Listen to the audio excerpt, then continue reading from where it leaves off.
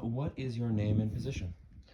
My name's Randolph Scott Richter, and I'm a sacristan at St. Joseph's Catholic Church in Ypsilanti. All right. And were you born into Catholicism or did you convert? I converted. I was Lutheran at first, and when I was around 39 or 40, I converted to Catholicism. Um, Met my wife who was Catholic, and that helped me turn the page. Nice. And then what drew you to Catholicism as opposed to other forms of Christianity? Um, it's the first religion, really, when you go back through the Bible and the Hebrew text, and um, you'll see that the Catholic Church was really the first Christian church, and then everything else that we have today grew out of that through the Reformation, when Martin Luther decided to break away from the Catholic Church and the Lutheran religion was started, and thus Protestantism. And then that moved over to the New World when uh, Christopher Columbus had discovered America, and so Catholicism moved across the pond, and it was really the first religion. Even though the Protestants had broken away and had started moving to America, which helped them get away from the Catholics and start their own brands of Christianity in America. But I know in my heart and mind that Catholicism was the first Christian religion, and therefore I went back to my roots. Of course. And then what does an average Sunday look like for you? The day of rest. So I get up, get ready for Mass, and Mass starts at 11, so I usually show up a little bit early so I can get things ready for the Mass service since I am a sacristan. And that means taking care of everything on the altar or up in the area where the altar is. So the tabernacle, which holds the communion host, um, lighting the candles, uh, setting up the chalice and the ciborium with the host, also just having all the readings ready, um, people in places for ushering, and just little things that we need throughout the Mass. I also help the altar servers get ready so that they can do their part because they're generally, just kids. Um, and then also lighting the incense for the Mass. So you're a pretty integral part of every Sunday then. Yes, if I am a sacristan, I'm not always the sacristan. There's a few of us, and we take Okay. turns. But yes, if I'm not a sacristan, I usually usher. Oh, so you're always doing something or Something. other. Yes. All right. And how many times a week does the church hold service? Sunday, three services. There's a 9 a.m., an 11 a.m., and then a 5 p.m. Mass. So that's all on Sunday. All right. Um, we do have a service in the middle of the week because we have a school program as well. Mhm. So there's a Mass on Wednesday mornings from 9:30 to 10:30, and then the kids go off to their classes. But otherwise, for the general public, it's Sunday. Just the Sunday. All right. And then what holidays do you guys have special services or practices on? Obviously, Christmas, which we're coming into, Advent, Easter. Mhm. Obviously, that's our biggest one. But the Catholic Church has many holidays and feast days. Um, they venerate the saints, Virgin Mary, all the people that have been throughout the ages associated with the Christian church. So to say there's any one special day, um, that would not be quite accurate. We have many days that we do something special for, or it's a what we call a holy day of obligation where you need Mm-hmm. to go to Mass. So, like January 1st, that's a holy day of obligation. Mm-hmm. Um, so's Christmas, so's every Sunday, actually, Mm. and Easter, and any of the days that's a major feast day. So, a lot of parishes have their own Catholic Church calendars, and people can take one of them home, and then they will always know because it shows on those calendars when the feast days are, when Nice. all the times are that you're supposed to go to Mass and are required to go. Required. Yeah. Yeah, required. That's actually so cool because I've heard a lot about from the other people that I've interviewed the holy days of obligation, but nobody had really given me a like straightforward kind of answer. They had just said that we have the holy days of obligation, so to hear what they actually are is really cool. Yeah, we have, like I said, on that calendar that you can look at, it will show every single one of them in red. There will be a red uh, dot or mark on that calendar. Those are days that you have to go. Mm-hmm. And then the other days on there are, well, it's nice if you go, but um, the church also knows people are working. Mm-hmm. People can't always get away, but they try to make as many um, possibilities available for people so that they can attend Mass. Yeah. Um, and, that's been our practice since way, way, way, way, way back. So, Mm-hmm. and then COVID obviously shut some things down because we Yeah. used to have a Saturday Mass too, but Saturday Oh. Masses more or less went away, and now Oh. it's just Sundays. And that's pretty much everywhere. There Mm-hmm. might be a few places that still have a Saturday Mass, but we don't at our parish anymore. Mm-hmm. Um, how, if at all, does being a Catholic affect your everyday life? Well, my moral character is shaped by my faith and religion. Um, I tend to see my Christian faith leading me in being good to other people instead of rotten to other people. I tend to see the dignity of every person and want to treat other people the way I'd want to be treated. And um, and I believe God is real, so that's why I do it, not Mm-hmm. just because it's something cool to do or to be with other people. There's a Mm-hmm. real reason why, you know, we as a faith community come together every Sunday. Mm-hmm. And then what does being a Catholic mean to you? Uh, well, it means keeping your faith in God, number one, and living that life, which was based on the Ten Commandments and all the teachings of Jesus Christ. Um, it means also just being a good human being and being a better person every day and being a servant, helping others and not expecting anything in return. Um, it means so many things. I mean, it really does because it shapes your life in the things that you will do and believe in. Obviously, I think you would know that the Catholic faith, we are pro life, Mm-hmm. anti abortion, um, but there's a lot of other things that Catholics have to deal with too, other than Mm-hmm. just those things that everybody in the media likes to, throw out at us. Mm-hmm. Obviously we've had our problems too. We've had the abuse cases with the priest. That's still being settled to this day. Mm-hmm. Um, so the Catholic faith has had its own black eyes, and it kind of gave them black eyes to themselves. Yeah.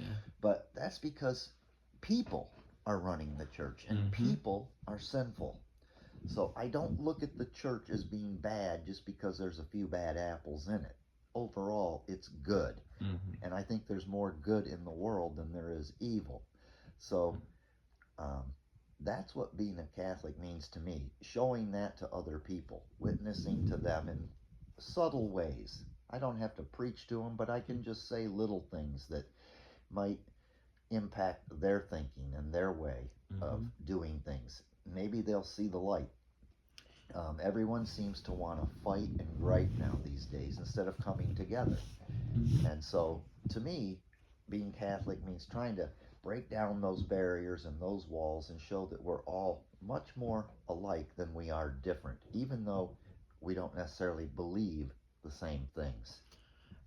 Well, I can say very much that certainly these interviews with the priests and with you right now have changed the way that I have looked at Catholicism and Christianity in general because even though I was brought up in a Christian household, I was never raised really with religion. And to hear about all of the different things and all the different perspectives and why people join and stay within the religion. It's really just moving. Um, I would add one thing to the Catholicism that the others don't really have, mhm, and that is our stance on the Eucharist, which is the body and blood of Christ. mhm, We believe that when we take the host, it truly is his body and blood. It's been mhm, changed. It looks like a piece of bread and it looks like wine still in the chalice, but as Catholics, we believe when the priest uh, does his uh, performs the epiclesis over the host and the wine, that it truly is changed into the body and blood of God. But we can't see that. mhm, It still looks like bread and wine. So for Catholics, that's our number one thing is the Eucharist. It brings us all together on the planet, all of us. Um, so I'm glad I remembered that and to yeah. say that to you because without that, there's nothing. You Mhm, have to have that body and blood that's truly God given to us. So that's a big thing because of the other religions that are the Protestants, they don't believe what the Catholics believe. mhm, They think it's just a memorial, but it's still just a piece of bread and some wine you're drinking. But mhm, we truly believe that God enters your body when you take that host and that wine. So mhm. that's a fundamentally big difference Very between big, the other religions with compared to Catholicism. definitely. Um, and then I know that you guys do. So how do you help the community through your church? So I'm also a member of the Knights of Columbus. So we have other organizations in the church that do things. We we do drives sometimes, and we take the monies that we get from those, and we will give it to things like Hope Clinic, which helps people in the community that don't have food or other amenities. We give things to other charities as well that you know help people in our area, our diocese. So, like the Lansing diocese. So, we provide things for that and for our own community. Um, we try to get people to volunteer as much as possible because, labor is expensive when you're trying to pay for things. So, getting the Mhm, community together to give their time instead of maybe money, mhm, that's one thing. Um, and of course, money too. We have people give for different things that we might want to support.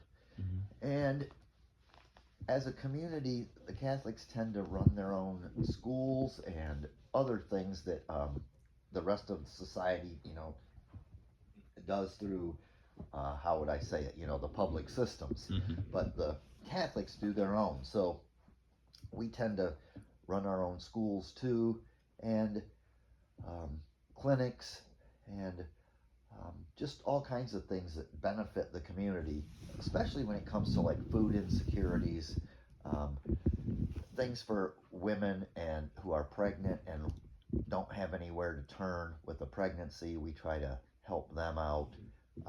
Also, with just education in general, to bring people the gospel through education. And that's our main ways of helping people. It's just mhm. outreaches through the community and in partnership sometimes with other groups that may be in our diocese but not right next door to us. Gotcha. Um, and speaking of the schools, I know that you help out in the school. Could you tell me a little bit about that? Yeah, a lot of the kids that we have in our school system are homeschooled. So they don't go to like the Lincoln Public School or Milan or any of those. So they're schooled at home, but they have what's known as a co op, which is run by someone who's kind of more knowledgeable in the education area. Maybe it's a Catholic person who's a teacher, or maybe they were something else in education. But then we take that, what they know, and we put that into practice in our schools, in our system, which generally we're teaching the kids the same thing they would learn in a public school, Mhm, only without the publicness of it. mhm, So, smaller classrooms, kids have some religion and morals built into their curriculum, um, and they are still being taught the same things as any of the other kids in the public systems. So they're going to learn their American history, they're going to learn their math, they're going to learn science, the same as all the rest. It's just done in a different setting. Mm-hmm. And uh, at least we don't have to worry about school shootings and all the other problems that stem from public educations. Mm-hmm. Um, it just seems to be a good thing that we're coming up with now. Mm-hmm. And we started this at our parish. It's just called St. Joseph's Classical. So it's a classical education, you know, Mm-hmm. without all the rigmarole of today's world. So it's basic, Yeah. classic reading, writing, arithmetic, some history. Um, Mm-hmm. we have the same kind of um, classroom type activities as anyone else would have. So they're doing science experiments, they're doing reading and writing, they're doing major accomplished tasks just like any other kid would. But it's through the Catholic system, which again promulgates the faith mixed in with what you learn, and it tends to keep kids on a straight and narrow path. I guess that's the best way for me to put it. Yeah. That's really nice. It's, you always hear about like some Catholic schools where it's like it's mostly religion and then a little bit of school thrown in. So to hear that it's a very focused on getting the schooling for these kids whilst also mixing in the religious aspect for them so that they can have that part of their day as well is really cool. Yeah, our kids are only K through 8, so we're preparing them to go to a high school. And Mm-hmm. hopefully, Father Gabriel Richard, which is the only Catholic high school in the Ann Arbor area. Um, but even if they can't, end up going there, at least they're prepared for high school. Mm-hmm. So these kids come to our school, the St. Joseph Classical. It's one day a week, but it's all day. So on Wednesdays every week, that's why we have the mass in the morning. Right after the mass, the school Gotcha. starts, and Okay. it runs till about 5 in the afternoon. The classes stop around 3:30, and then they have a chess club. Oh, So the nice. priest is there, and he takes all those kids after that, and they have a chess club where they learn to play chess, and they incorporate what they learn in their chess club into everyday life as well. Plus, Mm. it's good camaraderie for all the kids to get together Yeah. afterwards in one big group setting, and then they have their chess tournaments and Yeah. practice it. So that's how they end the day, on something really fun that's Yeah. also a skill. Yeah, and trains your brain. Trains your brain. So that ends our SJC, and it goes through the whole year, just like the Just school like year. any We other. go right along with the other kids. We have Nice. our breaks when they do, so Easter, Christmas, all that, and then our school year ends when theirs does in May or June. So they're getting the full The full full nine year of yards. school for that one day, and they get like 3 classes during that day. So they Mm-hmm. will get history, they will get math, and they will get science. Those are the Nice. 3 things we teach. All right. Um, and how long have you been a part of your church?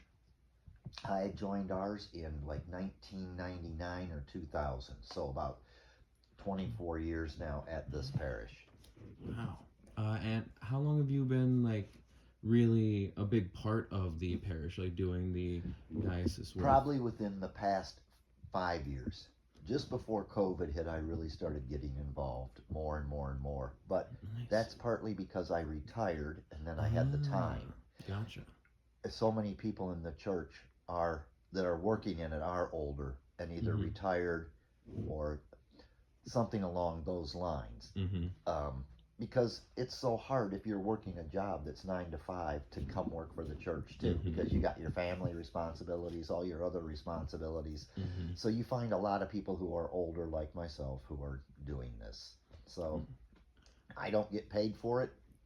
I could, but I choose not to, and just do It's it as just out part of the as good part of of your how heart. I give back. It's how I give back to my church and the community. So Nice. I do it for the kids and to help the parents who, you know, maybe wouldn't be able to do something like this Mm-hmm. if they didn't have a 1 day school like this where they could Mm-hmm. send their kids, where they could at least get some religious training as Mm-hmm. well. Exactly. Even though I know they're being homeschooled, but the parents don't have a lot of time in Exactly. between to give them all the things they need. Mm-hmm. So that's why this little program has been kind of a godsend for a lot of the parents. Oh, definitely. To supplement that stuff that they're not able to Yes. within their time frame. Yeah. Um, and then how, if at all, would you say your culture has affected the way that you practice the Catholic religion? Um, well,